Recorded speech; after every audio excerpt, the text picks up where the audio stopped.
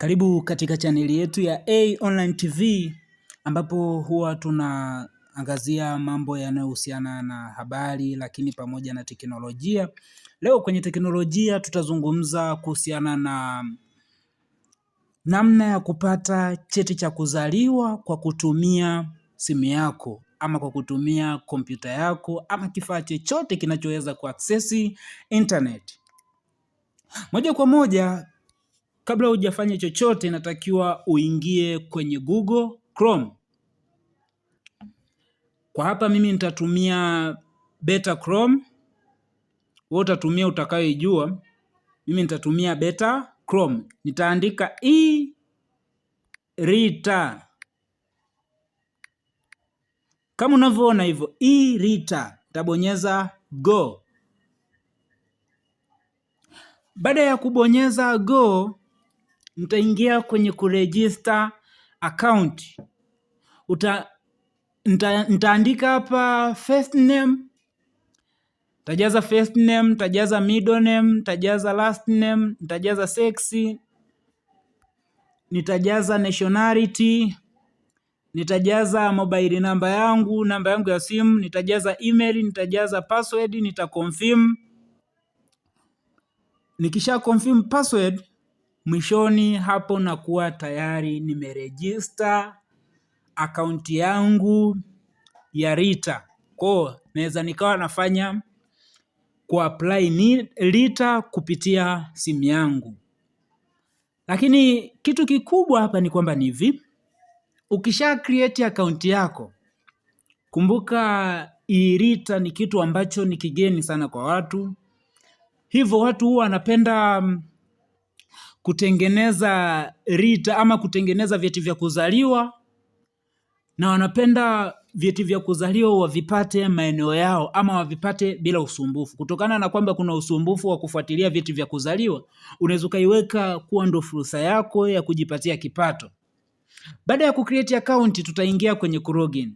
Bahati nzuri mimi tayari nina account yangu. Mwisho wa siku hapa nitakuja kujaza password. Nikishajaza password itafunguka mpaka hapa. Itafunguka mpaka hapo. Ambapo hapo ni dashboard yangu. Hapa naonyesha kwenye dashboard yangu ambayo tayari nishafungua account. Ukibonyeza dashboard utaona wamekuambia welcome Ayubu. Wakaonyesha Friday 19 Disemba 2025. Utabonyeza vialama vitatu vilivyo juu hapa upande wa kushoto. Hivi vimistari vitatu utavibonyeza. Ukishabonyeza utabonyeza base services ama base services.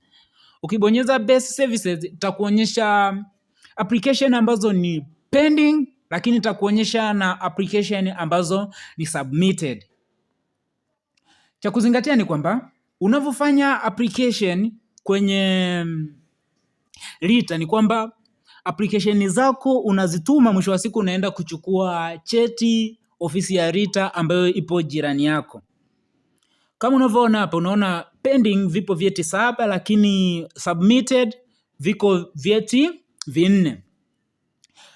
Hapa kwenye submitted unaona kuna applicant name Ayubu Lamson Mwile, certificate issued.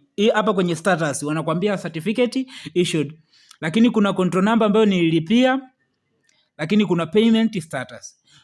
Kama utakuwa umeshafanya application inakuwa inasubiria majibu, kuna namna wanakuandikia hapa kwenye certificate issued, wanakuwa wamekuandikia maneno fulani nimeyasahau kidogo. Ukiona tu issued, ujue cheti chako tayari kimetengenezwa, nenda kakifuate. Kama ni mteja wako inatakiwa ukamfuatie, ama kama ni mteja wako wa mbali unatakiwa umwambie kwamba tayari cheti chako kimeshatoka.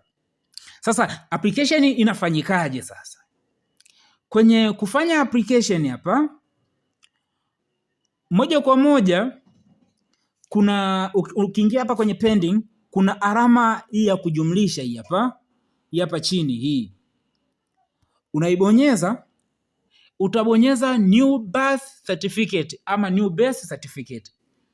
Utajaza data zako. Ukishajaza, mwisho wa siku utajaza data za mtoto mara ya kwanza, utajaza data za mama mzazi, utajaza data za baba. Ukishajaza data za baba, utafika kwenye hatua ya mwisho kabisa, utaambiwa udownload form.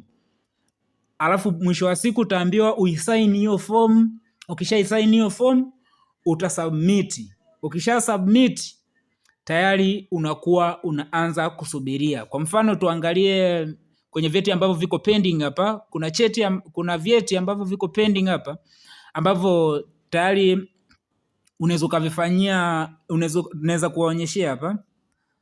Ikifika hatua hii umeshapewa control number, na maana hapa tayari unatakiwa endo kalipia. Ukishalipia, una upload ile form yako, kila kitu kinakuwa tayari, unaendelea kusubiria majibu yako. Kwa hiyo kuapply vyeti vya RITA ni kitu rahisi kabisa, ili mradi tu kama hauna haraka, yani usiwe unakurupuka, utafanya hiki kitu kirahisi kabisa.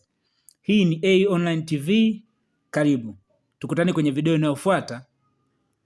Mimi naitwa Ayubu Mwile. Bye.